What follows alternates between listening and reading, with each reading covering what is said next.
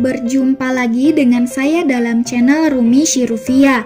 Apa kabar para calon orang sukses? Saya harap kalian semua sehat agar tetap semangat menonton video ini.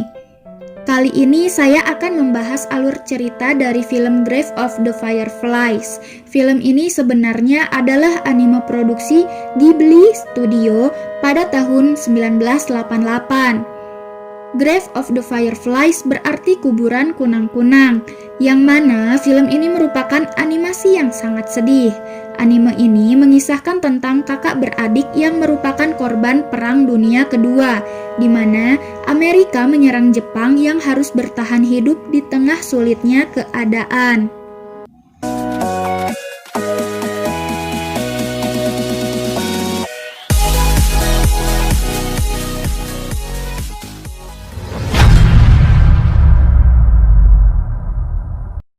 Film ini diawali dari tokoh utamanya yaitu Seita yang tergolek lunglai di atas lantai stasiun Sannomiya pada tanggal 21 September 1945 dengan pandangan sayu yang nyaris kosong.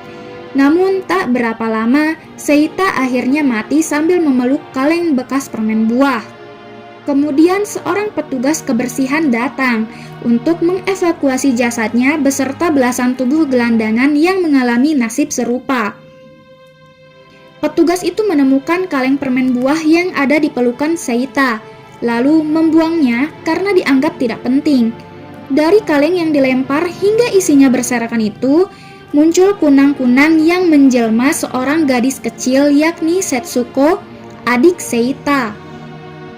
Ternyata, isi dari kaleng tersebut adalah abu dari Setsuko yang telah mati. Mereka menumpangi kereta api sambil flashback menengok hari-hari gelap yang terjadi sebelumnya. Terlihat Setsuko sangat senang saat memakan permen buah dari kaleng. Dan alur kemudian mundur dengan latar belakang kota Kobe yang berstatus darurat militer karena serangan udara Amerika Serikat yang datang setiap saat. Pada saat itu, Seita sedang mengubur bahan makanan dengan tergesa-gesa setelah sekutu meluncurkan serangan dari udara. Ia segera menggendong adik kecilnya yaitu Setsuko untuk menyusul ibu mereka ke pengungsian.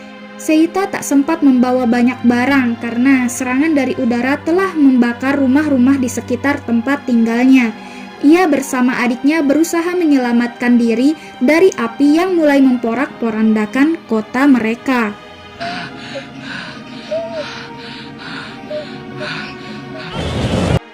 Setelah serangan udara mereda untuk sesaat, Seita dan Setsuko melanjutkan perjalanan menuju gedung sekolah yang dijadikan tempat penampungan untuk menyusul ibunya.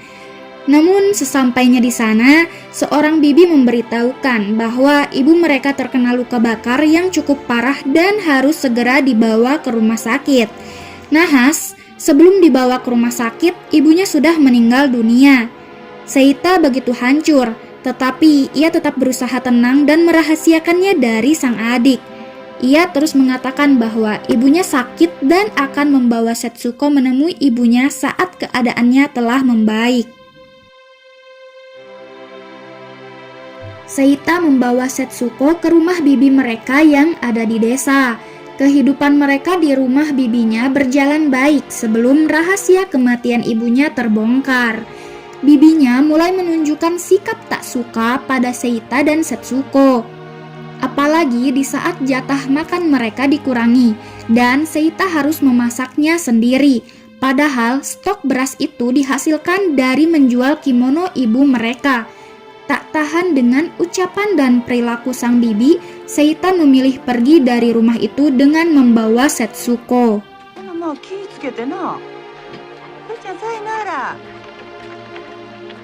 Seita menemukan shelter perlindungan di tepi danau yang biasa digunakan saat ada serangan udara. Ia pun memilih tempat itu untuk dijadikan rumah mereka. Seita dan Setsuko mulai mengumpulkan alat-alat seadanya dari sisa rumah yang terbakar, juga membeli jerami dan bahan makanan untuk bertahan hidup. Mereka hidup dengan penuh sukacita. Meskipun sebenarnya terlihat sangat miris ketika Seita dan Setsuko menangkapi kunang-kunang untuk sumber pencahayaan pada malam hari.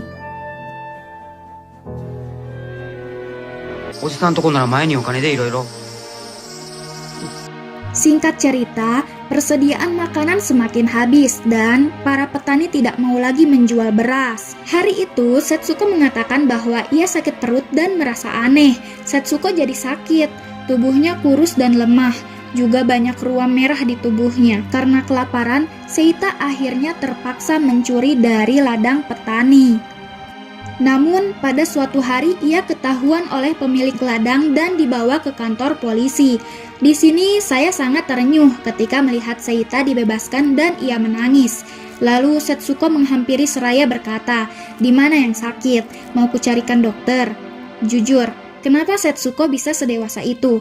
Padahal dia masih sangat kecil dan sedang diare.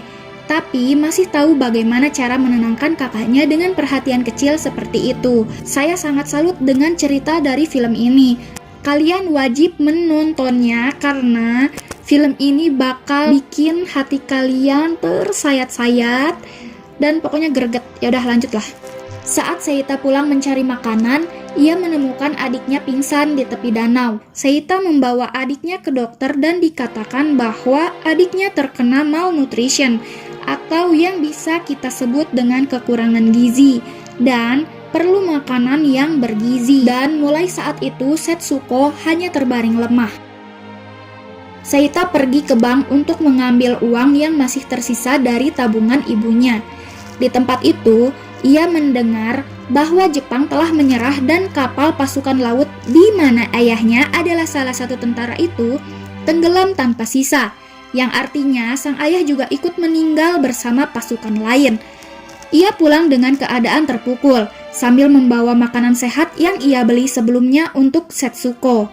Dan setelah sampai di shelter perlindungan, tempat di mana ia menjadikan shelter itu sebagai rumah, dia menemukan Setsuko sedang mengulum kelereng yang dianggapnya permen buah.